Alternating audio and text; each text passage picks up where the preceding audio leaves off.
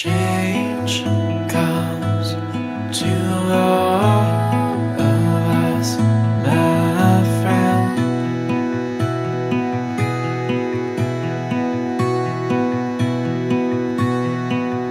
A change comes to find us in the end.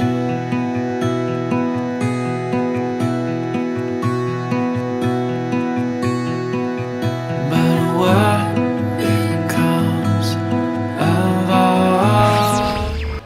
I am here with the infamous, the notorious, the ladies' man.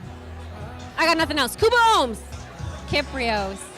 Greg Sczebel, you are a Juno Award-winning artist with YUCA, and we're at the final showcase. So first of all, I want to go a bit back in time because we're at the end, but go back to the beginning. What was your favorite part of boot camp? I really liked the intimacy of the performances. I felt that I got a way better idea of what the bands were really about in that atmosphere. Boot camp changed my life. It just I've done this for 8 years, right out of high school. I've gone to panels and conferences, I've driven across Canada for it, and I learned more in that 7 days at boot camp than I did in those 8 years. Last year it felt like a competition. This year it doesn't feel like a competition. It feels like a communion. It feels like a community. I'm on the phone with people. I phoned Kyprios before his show tonight. We had one night when we were driving with, Yeah, it was with Sam, and we were taking a golf cart around doing donuts all over the place. It was nighttime. We had Matt on the roof. We had Justin hanging off the back.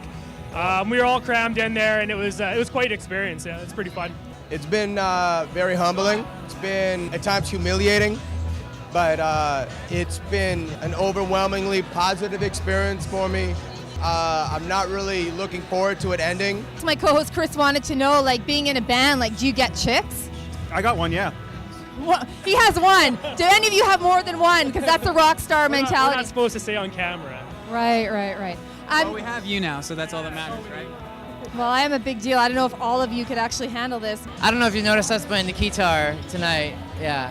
See, the guitar players always get the girls. So that was kind of my approach. I thought if I switched to guitar, maybe. Being a super hot Chilean mulatto super fox, does that get you dudes? Yeah, it's a no-brainer. So singing in a band, it's a no-brainer. So the girls that you do meet, it becomes a lot more real than just that they're India because you sing in a band. If that's what you're looking for. Unfortunately, it hasn't, until this evening, it hadn't worked. This He's is a the taken first man. night. I am, but to a Latina as well. Is she? Colombian. He's got good taste in women. Hello, so I'm here with Savry and Savannah, and you may not know them, but they are an intricate part of the Peak Performance Project. They do a lot of work. What's the creepiest thing you've seen? Seeing our boss taking off his clothes to be pied was really creepy. Oh, I can't see. Can you imagine us seeing our boss's strip? Well, whatever. I don't want to think. Any bands that you totally caught you off by surprise, got you off guard? Neutral. That's bull. Oh my God. Before we go, I wanted them to show tattoos. Both of you guys. She doesn't have tattoos. Your parents aren't watching, are they? She doesn't have tattoos. You're a totally different genre than anybody else. How do you feel about that? By no means do I feel that it's an advantage, but I don't think that I would be frowned upon for, being a little bit different. Now, when you become extremely rich and famous, what is your most outrageous music video setting going to be? So I would like to do a music video on the moon. I think that'd be killer. Yeah, me too. All right. Hey, we're standing here with Francois. Can you tell us you're a judge and what do you do for a living? I'm a music writer for the Vancouver Sun, and that's about it, actually. I understand you were also on the board for the Polaris Prize this year? I was on the grand jury for the Polaris this year. You work for Warner. You deal with artists, musicians, stuff like that all the time. What do you think, what kind of advice would you offer someone who's, trying to make it?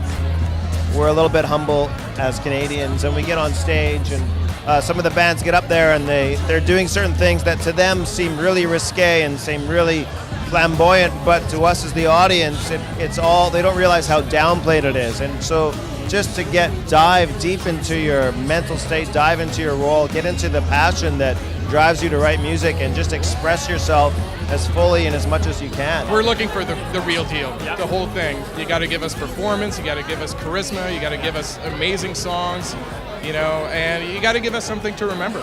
That's the whole thing. Music is about a connection, and it's about connecting with the audience and with the fans and with everybody in the room and spreading that message around. And so if you see that connection being made and coming off in a professional, entertaining way, that's, I think, what we're looking for. What does a peak performance mean to you, and what do you think it means for Vancouver and British Columbia? Well, the Peak Performance has been an amazing project. I've been a big fan of this project since, you know, it started last year. I think it's put a lot of names out there. I think there's this idea of community that's coming out of the Peak Performance. I mean, you look at tonight and any of the other previous 4 showcases, people are bonding, people are talking to each other, they're, you know, sharing ideas, sharing music, sharing drinks, and you know, it's bringing a lot of attention to a lot of bands, and it wouldn't happen if there wasn't the element of community in it. I've got Carly Rae Jepsen here. How are you doing? I'm doing pretty good. The night is fun so far. Yeah. So you've had a chance to check out 2 of the Peak Performance Project concert series. Yeah. What do you think of the whole event? I'm pretty impressed by the whole thing. I mean, what an opportunity. And on top of it, the talent that you see is kind of above par of anything that I've seen for local music in Vancouver. You kind of have experience with this sort of singing competition. You were part of the Canadian Idol. Yeah. What was one of the bigger things that you pulled from that experience? You definitely learn what your strengths are and what your weaknesses are, and to focus on what it is that makes you original and really, really hone in on that and go for it. It's definitely changed my life. It's lovely when what is your passion can also be your career. So I feel blessed every day. One word to describe the Peak Performance Project experience. One word. Other than exciting? Well, that's one word. You're done. Next. Unbelievable. Life-changing. It was awesome. Advice I have is this. If you want to get in the PPP, that's what you should do. You're going to have to start studying the PPP. You're going to have to pay attention to the PPP. You're going to have to watch videos like this. You're going to have to log on to the blogs and all the things that we're talking about.